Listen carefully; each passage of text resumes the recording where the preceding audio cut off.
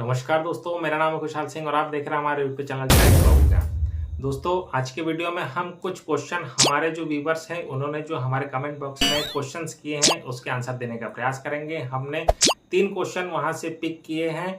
Next video में यदि दोस्तों आप चाहते हैं कि मैं आपके सवालों का जवाब दूं तो आप हमारे कमेंट बॉक्स में जाकर के अपने सवालों को पूछ सकते हैं और मैं वहां से आपके क्वेश्चन को पिक करूंगा। पिक करने के बाद में आपके सवालों का जवाब दूंगा। और यदि आप हमसे बात करना चाहते हैं, यदि आपकी ऐसी कोई क्वेरी है जो आप हमसे प्राइवेटली बात करना चाहते हैं, तो आप हमें इंस्टाग्राम पे डीएम कर सकते हैं। वहाँ पे भी हमारा एक चैनल है इंस्टाग्राम पर, टैग बाबू ज्ञान के नाम से। आप वहाँ पे टैग बाबू का ज्ञान सर्च करें और हमारा चैनल आपको लोगों के साथ में मिल जाएगा। वहाँ आप हमें डीएम कर सकते हैं, वहाँ मैं आपके सवालों का जवाब जरूर दूंगा। यदि आप हमारे चैनल पर नए हैं तो चैनल को सब्सक्राइब करना ना भूलें, ताकि आगे भी आपको इस प्रकार की जानकारी और नोटिफिकेशन मिलती रहे।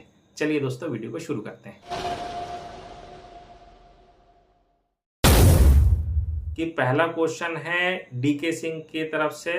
उन्होंने 3 दिन पहले हमको एक मैसेज किया है कि सर, मेरे पिताजी SECL सोहागपुर एरिया MP में कार्य करते थे। रिटायरमेंट के बाद में उनको पेंशन मिलता था, मगर कुछ दिन पहले उनकी डेथ हो गया और उसके बाद भी उनके खाते में एक्सेस पेंशन आ रहा है, जिसको बैंक को वापस करना है। इसके लिए अगर कोई फॉर्म हो तो PDF भेजिए।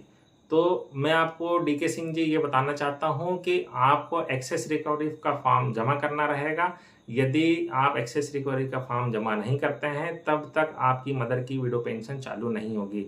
और आप उस फॉर्म को कहां से कलेक्ट कर सकते हैं? आप उस फॉर्म को कलेक्ट कर सकते हैं जिस भी डिपार्टमेंट या जिस भी यूनिट या कार्यालय से आपके फादर रिटायर हुए थे, जिस भी खदान से आपके फादर को पेंशन का केस प्रोसेस किया गया था। आप वहां जाकर के आपके फादर का डेथ सर्टिफिकेट लगा दीजिए एप्लीकेशन के साथ में। मम्मी की तरफ से एप्लीकेशन रहेगा और उनका एक आधार कार्ड भी लगाइए, ताकि उनका नेम वेरिफिकेशन हो सके कि हाँ, ये वास्तव में उन्हीं की वाइफ है।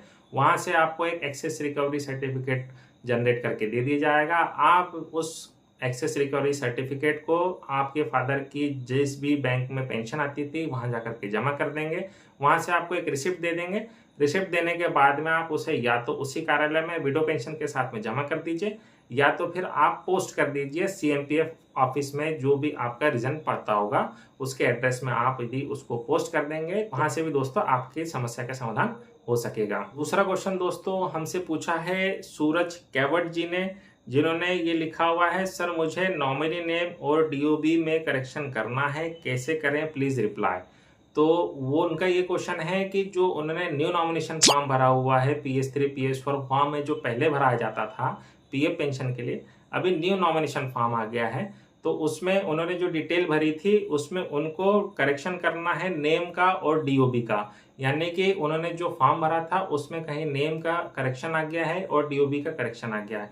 तो मैं आपको एक सलाह देना चाहता हूं कि जब भी आप न्यू नॉमिनेशन फॉर्म भरें तो उसे बहुत ध्यान से भरे, बहुत केयरफुली भरे, क्योंकि ये जो फॉर्म है ये बहुत सेंसिटिव पार्ट होता है आपकी सर्विस को लेकर के। आपने एक बार जो डिटेल भर दी और उसे CMP ऑफिस में भेज दिया तो उसको करेक्ट कराना बहुत डिफिकल्ट होता है।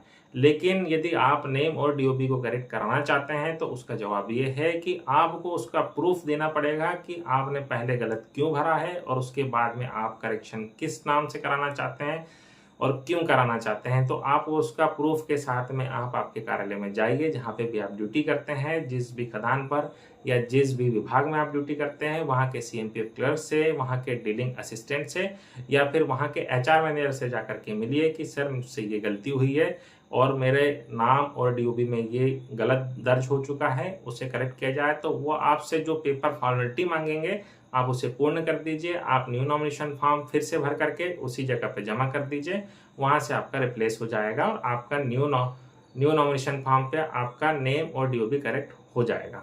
तीसरा क्वेश्चन है दोस्तों, एग्जाम कब होगा, कुछ इन्फॉर्मेशन है क्या? तो इसके रिगार्डिंग मैं आपको बता दूं कि जैसा कि आप सभी हमारे व्यूवर्स को पता है कि मैंने डिपार्टमेंटल वैकेंसी जो नोटिफिकेशन निकला था उसमें एचआर कैडर के लिए मैंने 3 सिलेबस की वीडियो डाला था। उसी पे हमको एक क्वेश्चन आया है कि एग्जाम कब होगा, कुछ ऐसी डेट आई है क्या। मैं आपको एग्जाम की डेट के लिए एक क्लेरिफिकेशन दे दूं कि बीच में एक हवा उड़ रही थी कि अक्टूबर के मिड में आपके एग्जाम हो सकते हैं।